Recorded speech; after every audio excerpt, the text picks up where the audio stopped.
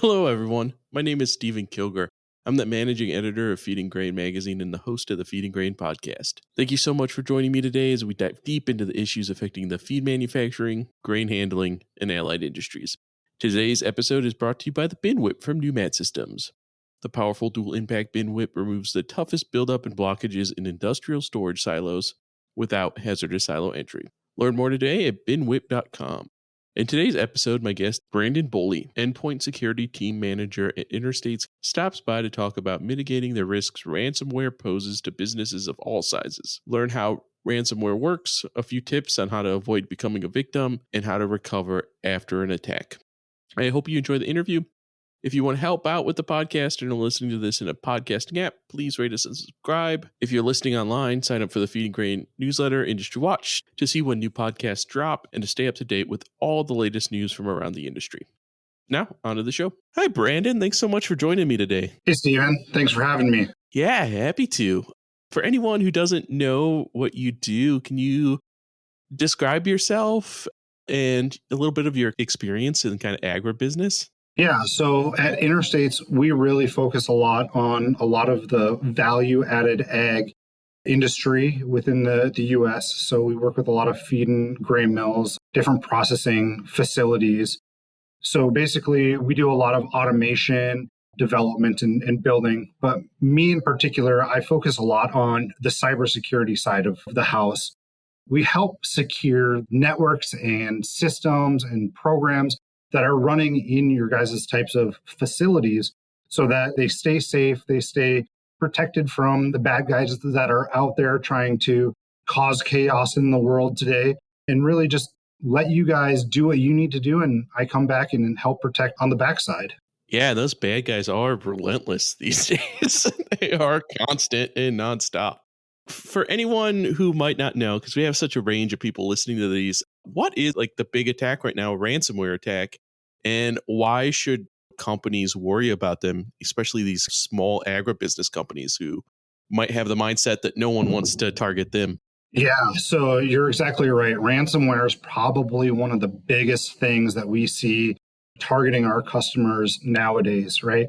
The reason the smaller agro companies should be concerned about it is it's fairly low effort from the attacker's perspective. So it's a lot like our phishing emails. And frankly, a lot of them come in through that type of phishing email. And it's kind of a throw out a wide net and see who we can affect. So if you think back like 20 years ago, a lot of the idea around cyber attacks were, okay, who's the big player out there? How do we compromise them so we can get the biggest bang for our buck? And it's not like that anymore. We do have that from time to time, but now it's kind of, let's throw out the wide net. And if we can get $500 from 1,000 people, that's still going to be as much as if we could potentially hit one big fish. So it's a lot less targeted nowadays than what we used to see in the past. Well, yeah, I mean, nothing's going to ruin your day like a ransomware attack. It is not fun to deal with. And I mean, our publishing company is relatively small, but we have multiple trainings every year on ransomware. I get probably 10 emails a day that I know are pretty suspect and probably contain ransomware. And I feel like with agribusiness, I don't want to say we're behind on tech, but sometimes, we're very busy. Feed mills are understaffed. There's more and more people doing more and more stuff. It can be hard to kind of take in those trainings and be aware of that stuff. Is agribusiness particularly vulnerable to ransomware attacks compared to other industries? Maybe just because we haven't had to deal with them very much? Yeah, I would say they're just as or potentially even more vulnerable than larger businesses. Like I talked about a little bit earlier, the larger businesses have been trying to play this cat and mouse game with the attackers for a long time, where as the smaller businesses and the smaller processing facilities and the agribusinesses like we're talking about today, they haven't been having to focus on those types of targeted attacks in the past. So they haven't been doing the cybersecurity side of things for as long. And where they've relied on I'm a small fish, I'm not as big of a meal or a target for the attackers, so I'm going to be safe that way. little bit of the security by obscurity, but it's not playing that way anymore. It's not where you can just avoid everything and you're safe. So I think that's where some of these small agro businesses are probably in just as much or potentially more risk than what some of the larger businesses are. And it's one of those things where I feel like some people would be, consider like, I'm never going to fall for this.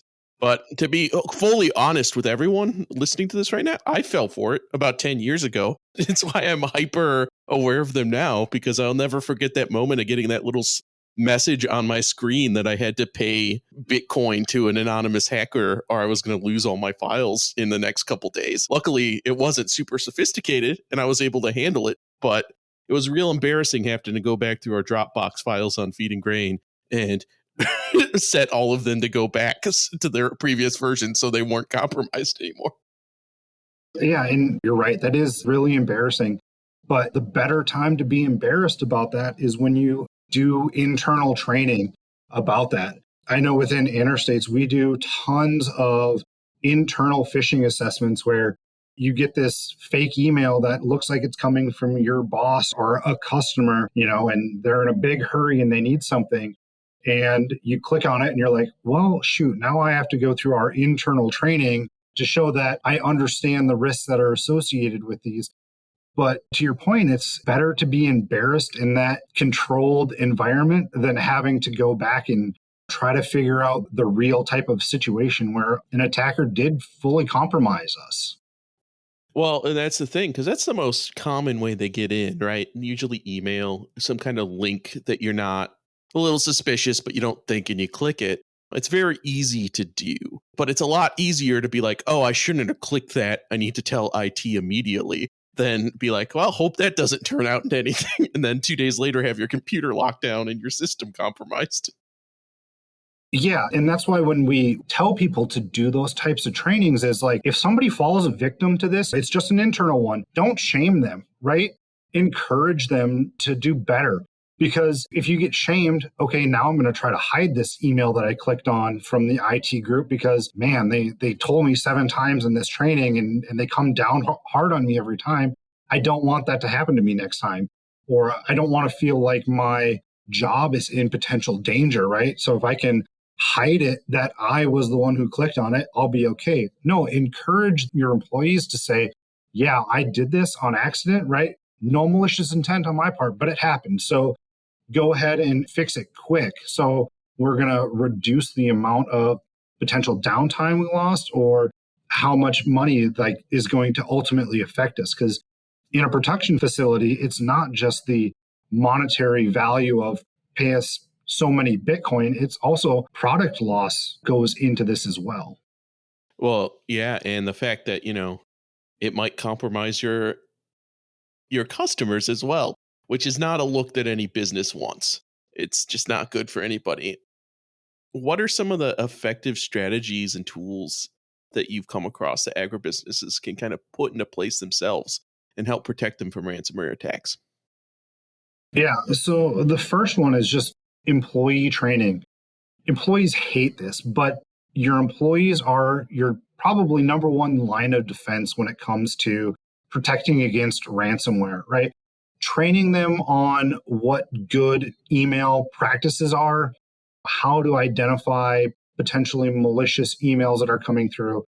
Some of the last statistics that I have seen said that like 75 to 80% of all ransomware attacks come through that social engineering or phishing email type of avenue. So if you can train and empower your employees to do better on identifying those things, that's probably the first, I would say, relatively low cost thing that small agro businesses can do.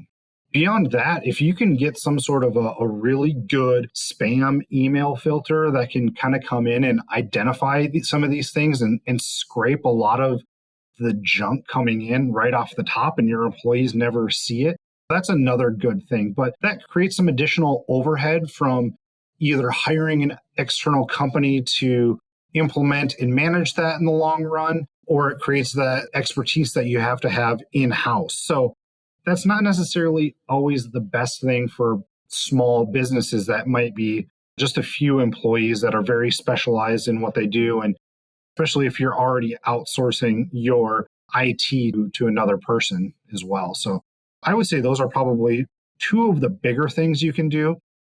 Beyond that, one of the other things that you can do is really rely on backups, implement your backups, test your backups, move them off site, right?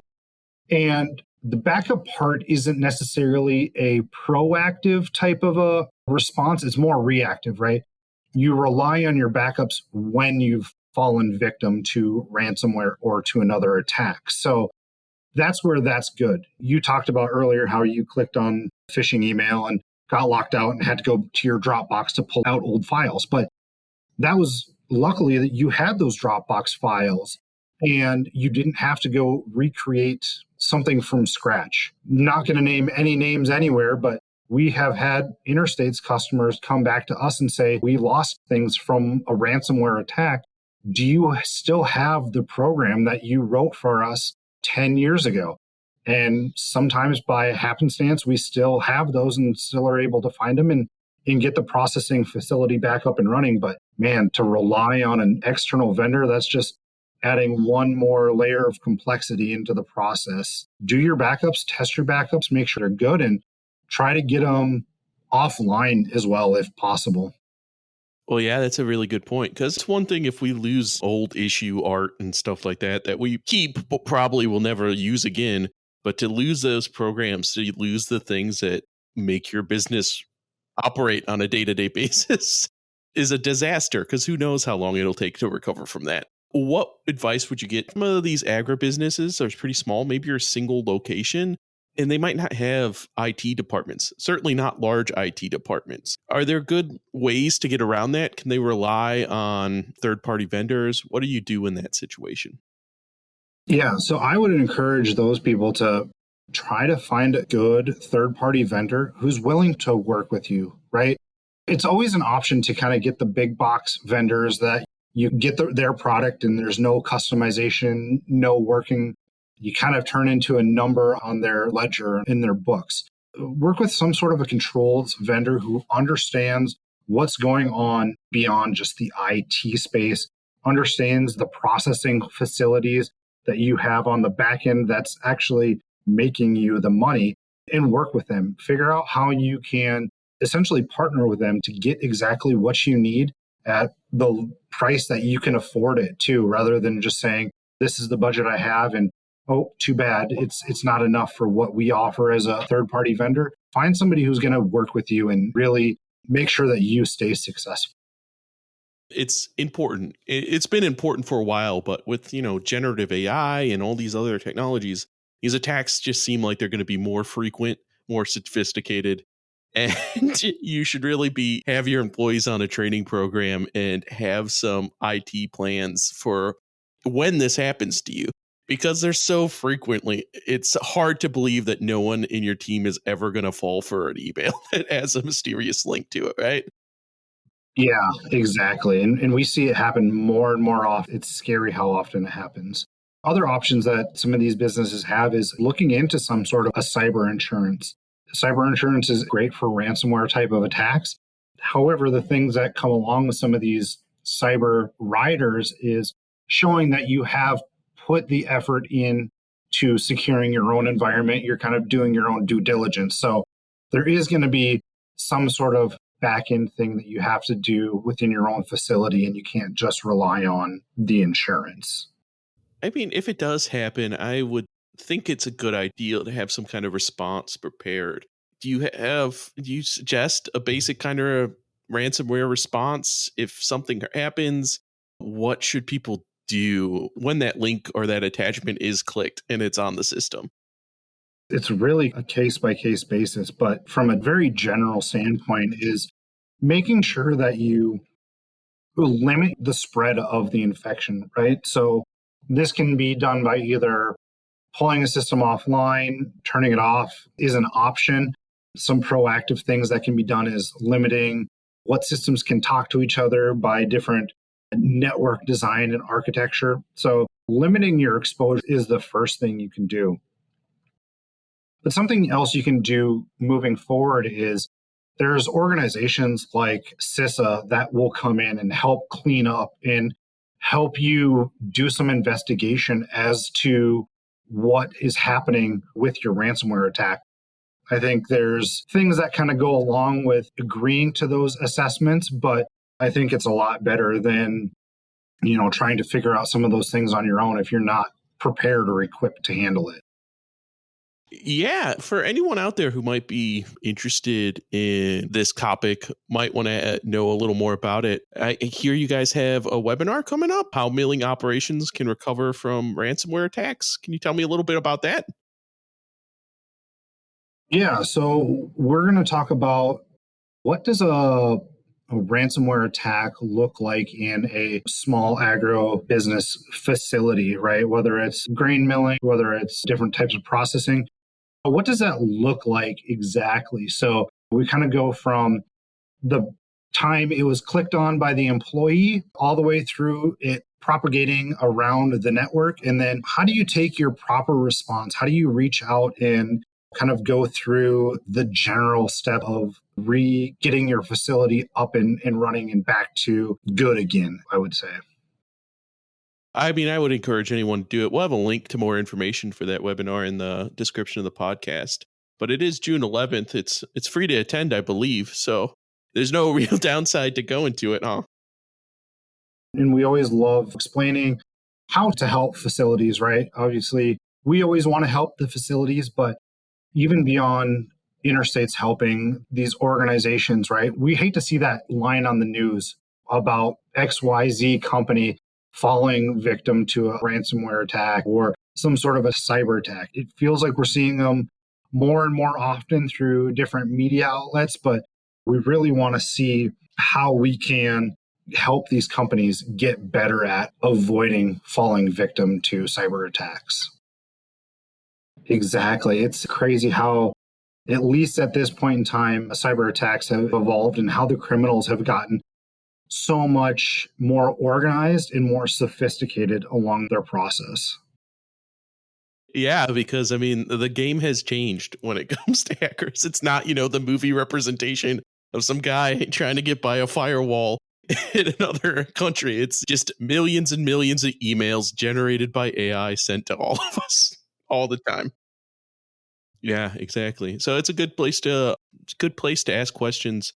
Brandon, thank you so much for talking to me. If people want to know more about you or Interstates, where should they go?